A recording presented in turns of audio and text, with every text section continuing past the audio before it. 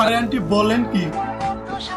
গোলাপ ফুলকে ফুলের রানী বলা হয়, আর গোলাপ ফুলের কাঁটা আছে সেটা আমরা সবাই জানি, কিন্তু গোলাপ ফুলের কাঁটার সঙ্গে বন্ধু সাদামাটার কি সম্পর্ক আছে আমি বুঝি না। আপনাদের কথা হিসেবে বুঝতে পারতেছি গোলাপ ফুলকে খুব সরল সোজা এবং সাদা সিধা মনে করতেছেন, কিন্তু না রে বাজান, গোলাপ ফুল নিকৃষ্ট এবং অশ্লীল একটা ফুল। এই গোলাপ ফুলের দ্বারা নতুন একটা জীবন শুরু হয়, কিন্তু এই ফুল সেই জীবনকে ধরে রাখতে পারে না। লাইক সিরিয়াসলি বাজান। আসসালামু আলাইকুম, দিস ইজ রাসেল।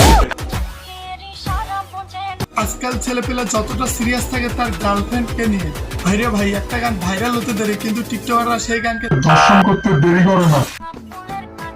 কিছু একটা ট্রেনিং এ থাকলে ওরা নিয়ে ভিডিও বানানো লাগবে, কারণ টিকটকাররা প্রতিবন্ধী এবং মানসিক রোগী। এটা আবার হাতে কোন ফুল নিয়েছে?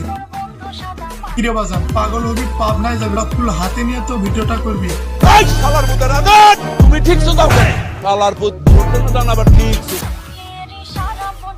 বুঝলাম ওটা তোর গার্লফ্রেন্ড, কিন্তু তুই লিপস্টিক দিছিস কেন? শয়তানের লারে। গানটা যে গেয়েছেন তাকে নোবেল দেওয়া উচিত, কারণ এই ফুলের দ্বারা টাকা মেরে দেওয়া যায়, টাকা।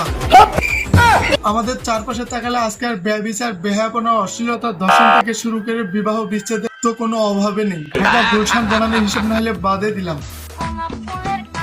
একটা ছেলে একটা মেয়ে কখনো বন্ধু হতে পারে না, আর বন্ধু হলেও বন্ধুত্ব থাকে না, বন্ধুত্বের মাঝে নেমে আসে কালো রাত। আমি বিশ্বাস করি না। আর সেই বন্ধুকে বলতেছেন সাদা মাটা। Like seriously?